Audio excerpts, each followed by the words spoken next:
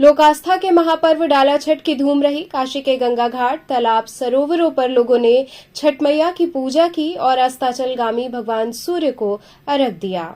भगवान भास्कर और छठी मैया के पूजन का महापर्व डाला छठ की बाबा भोले की नगरी काशी में धूम रही। छठ पूजा एक हिंदू त्योहार है जो प्रमुख रूप से बिहार, उत्तर प्रदेश, पश्चिम बंगाल और झारखंड में मनाया जाता है। लेकिन छठ मैया की अपरंपार महिमा का गुणगान अब देश ही नहीं विदेशों में भी हो रहा है और मात्र उत्तर प्रदेश और बिहार ही नहीं बल्कि देश विदेश में भक्त छठ माता की पूजा करते हैं। इस दिन भक्त छठी मैया और भगवान सूर्य की पूजा अर्चना और कठिन व्रत का पालन करते हैं। हिंदुओं के महत्वपूर्ण धार्मिक त्योहारों में से एक माने जाने वाला छठ पूजा 4 दिनों तक चलता है। कार्तिक माह में आने वाले इस महापर्व की शुरुआत 5 नवंबर को नहाय खाए से हुई। इसके अगले दिन यानी 6 नवंबर को खरना की परंपरा निभाई गई और 7 नवंबर यानी गुरुवार को संध्या अर्घ्य दिया गया। डाला छठ एकमात्र ऐसा पर्व है जहां पर अस्ताचलगामी भगवान सूर्य की आराधना की जाती है और उन्हें अर्घ्य दिया जाता है। छठ पूजा के दौरान महिलाएं 36 घंटे का निर्जला उपवास रखती हैं। व्रत रखते हुए छठ का प्रसाद तैयार करती हैं, फिर पानी में खड़े होकर डूबते और उगते सूर्य को अर्घ्य देती हैं। मान्यताओं के अनुसार छठ पूजा करने से संतान की दीर्घायु और सुखी जीवन का आशीर्वाद प्राप्त होता है। कई महिलाएं संतान प्राप्ति के लिए भी छठ का पर्व रखती हैं। ऐसी मान्यता है कि छठ मैया से मांगा गया हर वरदान मैया जरूर पूरा करती हैं और यही कारण है कि दिनों दिन इस पर्व के उत्सव की मान्यता बढ़ती ही जा रही है। छठ पर्व के दृष्टिगत काशी के गंगा घाट, कुंड, सरोवर, तालाब गुलजार रहे। काफी संख्या में लोगों ने अपने घरों की छत पर भी पूजन किया। छठ माता के लोकप्रिय गीत जो हर किसी के मनभावन है, उनसे पूरा माहौल भक्तिमय हो गया। छठ माता की महिमा का बखान करते गीत गाते महिलाएं अपने परिवार संग दौरी में प्रसाद लिए पूजन स्थल पर पहुंची। इस प्रसाद की दौरी और गन्ने को घर के सदस्य अपने सिर पर लेकर चलते हैं। छठ माता का पूजन करना लोग बेहद ही सौभाग्य की बात मानते हैं। ऐसे में उनसे जुड़े हर एक कार्य को लोग बड़े ही मनोभाव के साथ करते हैं।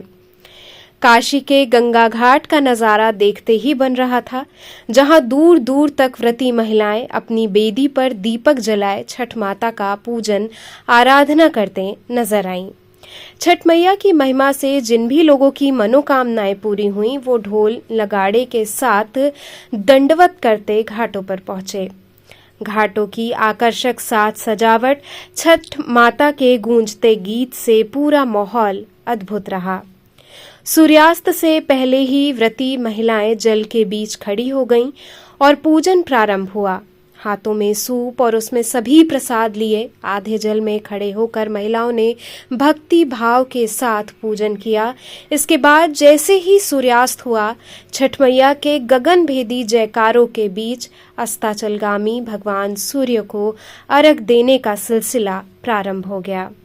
महिलाओं ने जल में परिक्रमा करते हुए अर्घ्य दिया और इसी के साथ संध्या अर्घ्य की परंपरा निभाई गई।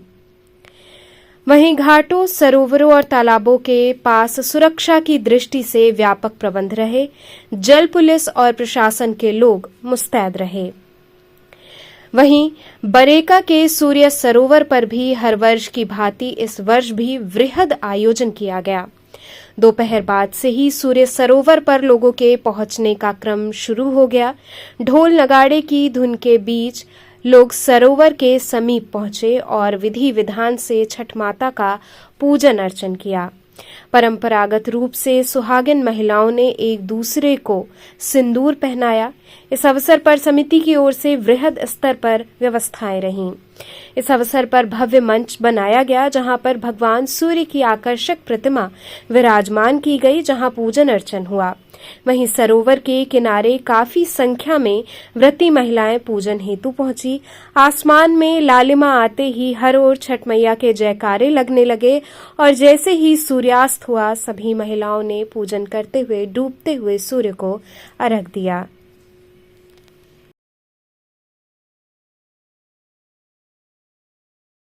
एवं महामंत्री श्री अजय कुमार राय करते हुए आज हमारे संगठन में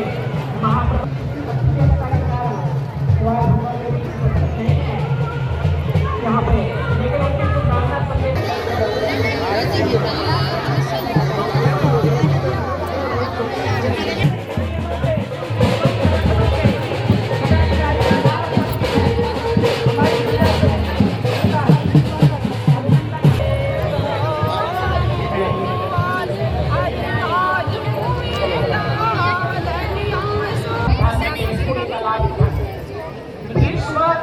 जब अर्घ दिया जाएगा उसी समय एक सवाल का हनुमान चालीसा जो पाठ होगा अभिनंदन करते हैं। आपके कठोर तपस्या को हम बार बार नमन करते हैं। फिर से एक आग्रह है कि सरोवर के पास मुख्य पूजन स्थान के पास केवल व्रती माताएं बहनें ही रहें, यह सुनिश्चित किया जाए। ये हमारे स्वयंसेवक लोग भी वहां देख करके सुनिश्चित करें। अन्य जो परिजन आए हैं वो प्रांगण के अन्य भाग में अनुशासित होकर के आनंद लें।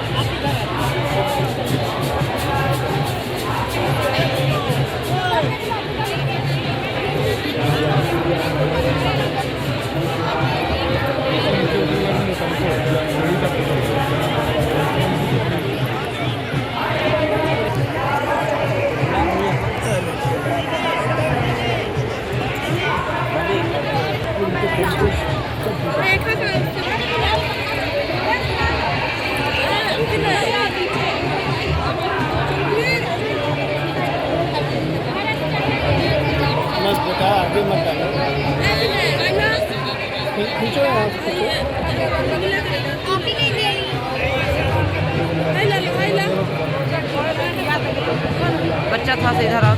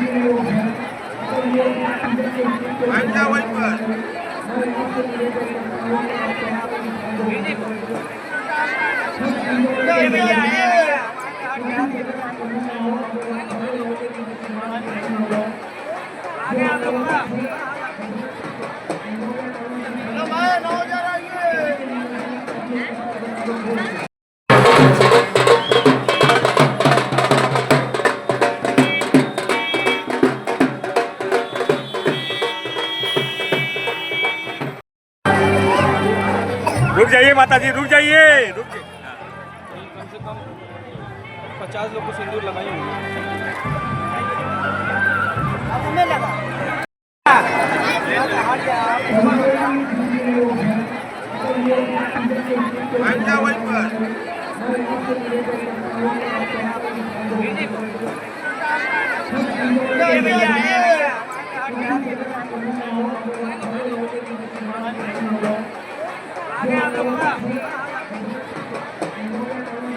पूजा का यही महत्व है। सबसे ज्यादा तो ये महत्व मैंने जो बचपन से आज तक देखते आई हूँ अपने दादी के घर में, इसमें 3 दिन का व्रत होता है और सबसे ज्यादा हम अपने परिवार की खुशियों के लिए, परिवार मेरा सुखकारी रहे, उनके ऊपर कोई ऐसा संकट ना आए, वो हमेशा ब्लेसिंग से खुश रहे, तो इसलिए हम छठ पूजा का त्योहार करते हैं।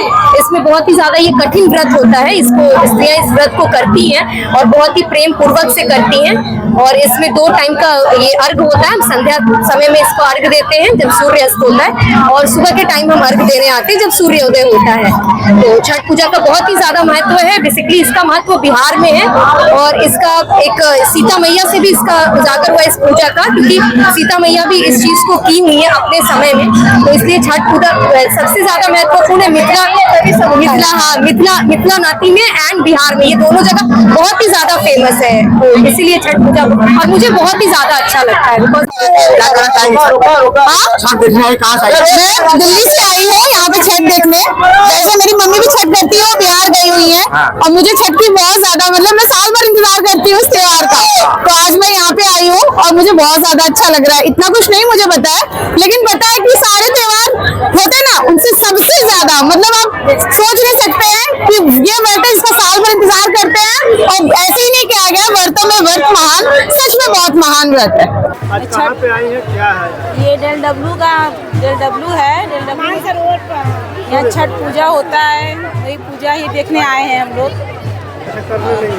नहीं, परिवार वर्ग कोई नहीं करता, छठ नहीं करते, हम लोग आशीर्वाद लेने आए हैं। हाँ देते हैं, हाँ यहाँ देते हैं। क्या महत्व है यहाँ का महत्व? जैसे सूर्य का ये जो होता है पहला किरण जो निकलता है उसमें अर्घ दिया जाता है, जो डूबता है तब अर्घ दिया। इसका महत्व ये है कि जैसे छठ पूजा जो है, छठ माता को याद रहता है, मिलता है इन लोग आशीर्वाद, अपना लोग मानता है तो पूजा करता है। अच्छा, क्या मनोकामना लेके आए? मनोकामना तो कुछ नहीं है, बस खाली ऐसे आ गए हैं कि बस छठ माता अपना आशीर्वाद दे, और तो होगा परिवार के लिए, बस हमारा परिवार सुखल मंगल रहे, और क्या। बहनें हैं, हमारी भाभियाँ हैं, हमारी माताएं हैं, जो 3 दिन का ये पर्व है, ये पर्व नहीं है, एक तरीके से इमोशन है, जिसको कि मैं देखने में व्रत नहीं करती मैं, मगर लगातार मैं इनके साथ बैठ कर के मार्ग देने के लिए ज़रूर आती हूँ और इस पूरी तरह से इनके साथ इन्वॉल्व होती हूँ। ये मेरे अपने परिचित के नहीं है, मेरे कोई जान पहचान के नहीं है, जो लेकिन प्रेम और जो ये भाव से जो मुझे सिंदूर लगाते हैं या मुझे जो अर्घ देने देते हैं, वो अपना सगे के से बढ़ कर के काम होता है। तो मुझे बहुत खुशी है कि इतना बड़ा भाईचारा, जहाँ ना कोई छोटा है ना कोई बड़ा है, हर आदमी माँ गंगा को और सूरज को अर्घ देने के लिए उतरा हुआ है। इससे बड़ा महान पर्व और ये एकता का पर्व, जहाँ ऊंच नीच छोटा बड़ा कुछ नहीं है, ना अमीर ना गरीब, हर आदमी हर एक दूसरे के सूप में अर्घ दे रहा है, दूध का दे रहा है, जल का दे रहा है। इससे बड़ा संध्या अर्घ का देखिए, हमारे यहाँ कहते हैं ना, चढ़ते सूरज को सलामी नहीं, ये साबित करता है कि जो नीचे आज डूबा है वही सुबह कल उगेगा। तो आपको डूबते हुए सूरज को प्रणाम करिएगा, तभी कल खुश होकर के वो ऊपर आएगा और इस संसार को रोशनी देगा।